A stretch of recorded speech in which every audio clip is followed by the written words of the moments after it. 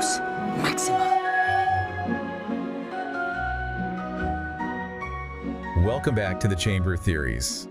Today we're going somewhere that's always fascinated me, magical creatures. Oh, absolutely. There's so much to explore beyond the ones everyone knows, like Fluffy. You know, like Fluffy or Buckbeak? Yeah, exactly. I'm Nolan, the humble Hufflepuff, and I'm excited to discover some of those lesser-known creatures with you. And I am Celia, wise bride of Ravenclaw, to help us learn more about these fascinating beasts. And of course, how the Ministry tries to wrangle them. Right. Speaking of the Ministry, they have that whole department, It's the Department for the Regulation and Control of Magical Creatures. Yeah. Yeah. Quite a mouthful, isn't it? But it has to exist, you know, to keep things balanced, not just in the wizarding world itself, but keeping magic hidden from muggles. So, like, it's not just protecting the creatures, but also the statute of secrecy. Imagine a muggle just wandering into a dragon reservation or something. Oh, Merlin, or a whole flock of those brightly colored streelers. The department's got a lot of work to prevent that kind of thing. It makes sense, yeah. So besides, setting up the habitats and all that, what about when a muggle almost sees something? Those close calls. Well, they have a few tricks. Obviously, memory charms are a go-to. There's a whole team of obliviators for that. Right, wipe away any inconvenient memories. And then the invisibility task force make the creature itself vanish. Right. But what if there's already a crowd or something? You can't just obliviate everyone. That's when the Office of Misinformation gets creative. Oh, yeah. They come up with those believable muggle explanations, right? So that unicorn someone saw was just a big dog in a weird light or whatever. Clever. But does all that memory modification, doesn't that feel a bit ethically iffy? Oh, it's definitely a debate within the community. Some wizards would rather be more proactive, maybe educate certain muggles. Interesting. But, tradition and fear, they tend to win out. Yeah, it's a tough balance for sure. But this department's not just about muggles, right? They deal with creatures dangerous to wizards, too.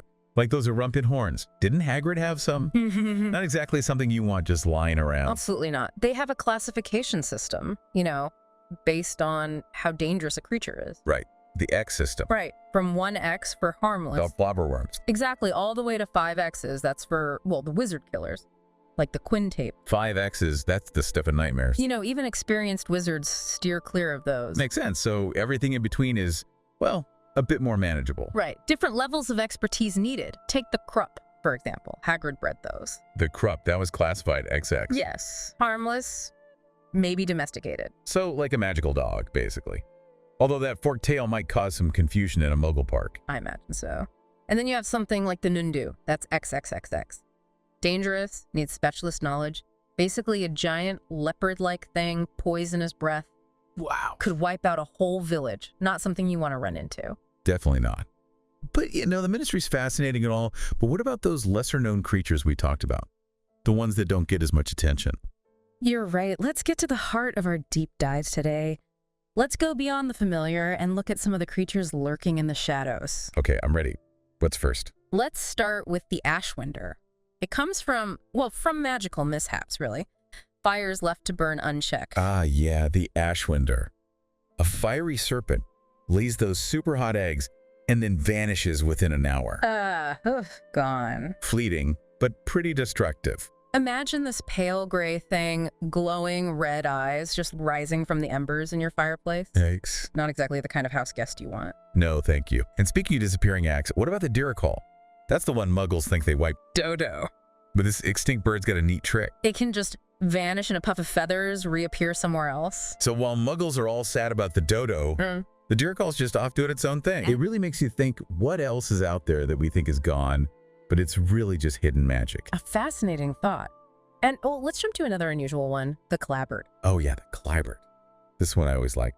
That mix of frog and monkey living in trees and that flashing light when there's danger. It's mottled green, swinging from the branches. And it's got this big pustule right on its forehead. Flashes bright red when it senses something. So like a magical burglar alarm. But yeah, maybe not the prettiest. Well, not the best look.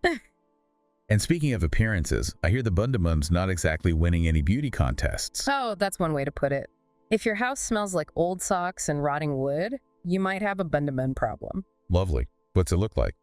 Basically a patch of greenish fungus, but with eyes and legs. And it oozes this stuff that rots anything it touches, wood especially. I'll stick to garden gnomes, thanks. Probably a good idea. Now let's talk about the augury. Its call used to be a really bad omen. The augury, yeah. That mournful bird with that low cry. Yeah, wizards used to think it meant death was coming. Right. I remember reading about that in Fantastic Beasts. But turns out it's just predicting rain. A little dramatic, maybe? I'll take rain over certain doom, thank you. Yeah. What about the jobberknoll? That tiny bird that keeps all the sounds inside it. This one's really interesting. Little blue speckled bird spends its life absorbing every sound. And when it dies, all those sounds come out in reverse. Like a backward symphony.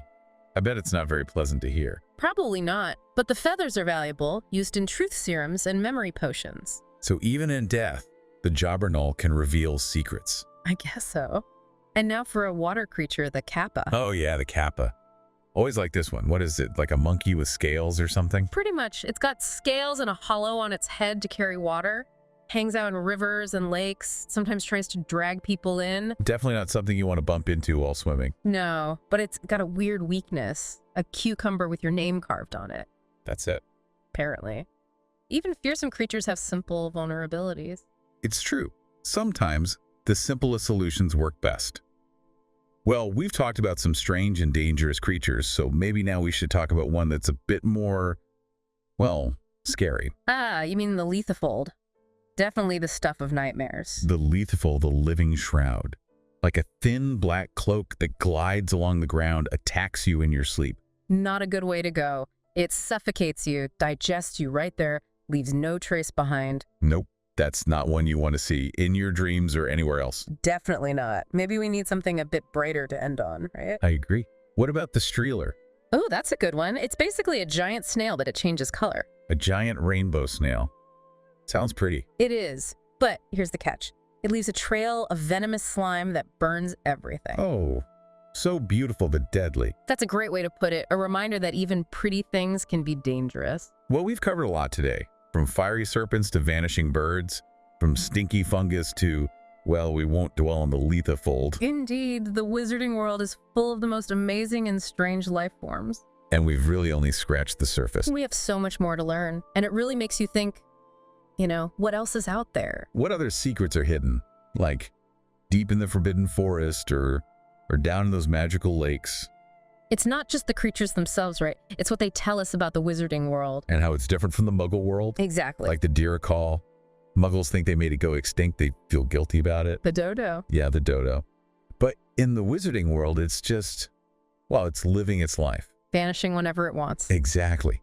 It makes you wonder how much of what we think is real is just our limited view, you know? And maybe it gives us some hope. Maybe things we think are gone are just hidden, waiting to be found again. There's always more to learn, to explore. Speaking of which, we talked about the ministry managing these creatures. Mm-hmm. But what about our responsibility as witches and wizards? You know, how do we treat them? That's the big question. How do we interact ethically? Do we care for them or just use them for our own gain? It really shows our values, doesn't it? And it shapes the future of the whole wizarding world. It's easy to get caught up in the cool stuff, the fire breathing and all that. But the ethical side is important too.